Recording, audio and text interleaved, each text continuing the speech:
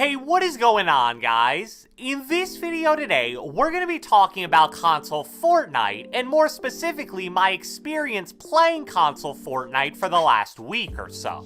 That's right, as I briefly mentioned in a video I made last week, I decided to play the Winter Royale this weekend on console. And even though the Winter Royale isn't what we're going to be talking about, I just want to say that I personally thought it was incredibly fun to play, and a lot of people made a really good amount of money off of it, which is just great to see. And before we move forward with this video, if you played the Winter Royale, comment down below right now letting me know how you did. So I played console Fortnite pretty much all day Friday, Saturday, and Sunday for the actual tournament, and I also played a few hours each day in the 3 to 4 days leading up to the weekend as an attempt to try to get used to playing on console. And let me just establish this right now. When you play Fortnite on PC for a prolonged period of time and then go back to console, I really can't even put into words how big of a difference it truly is. So what I want to do in this video is discuss the most noticeable differences between the two platforms so that you console players can really understand the disadvantage that you're truly at. So without further ado, let's get right into it. So when I initially decided to play the Winter Royale on console, here's basically what I was expecting.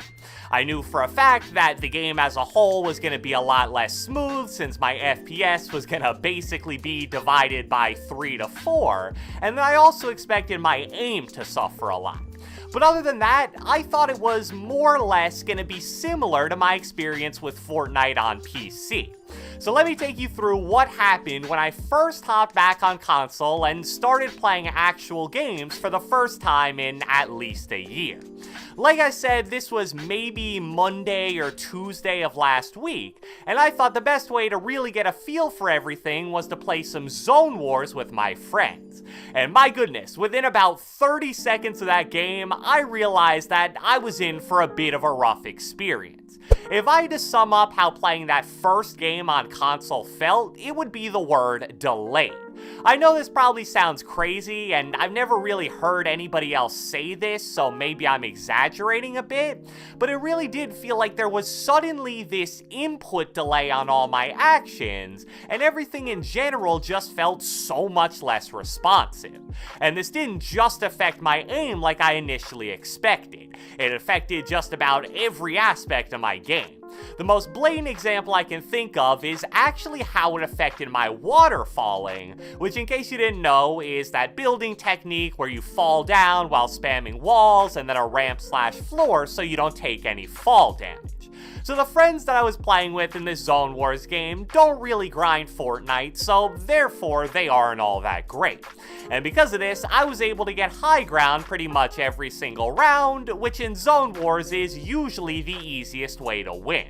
However, out of the maybe 30 to 40 rounds that we played total, I probably had something like 6 or 7 deaths because I would try to waterfall down, and then one of my walls or my floor wouldn't place, and because of that, I died of fall damage.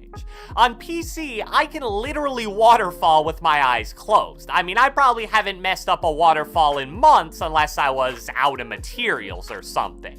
So it's just so crazy to me that such a simple building technique could become such a struggle simply because of a platform switch. I mean, if I saw those clips of me building in that first Zone Wars game without any context, I seriously would have guessed it was a gameplay from maybe Season 4 or 5.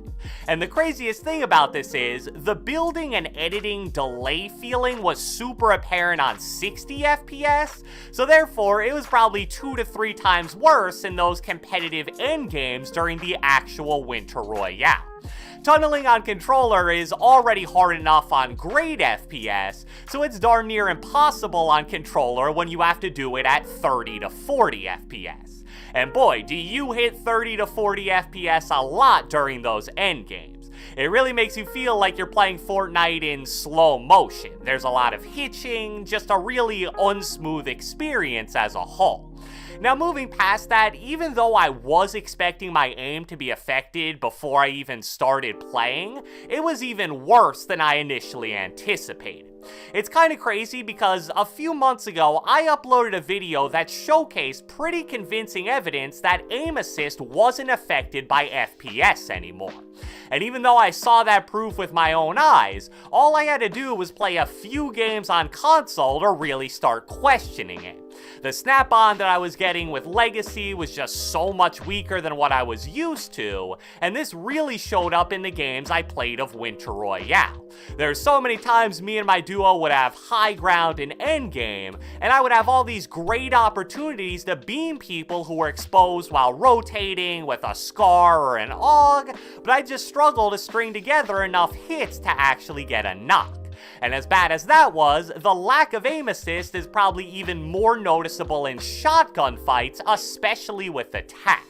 Since I'm a Legacy player, tapping L2/LT right before you fire with attack is such a powerful strategy, but the amount of pull that I got felt so much lower on console compared to what it did on PC.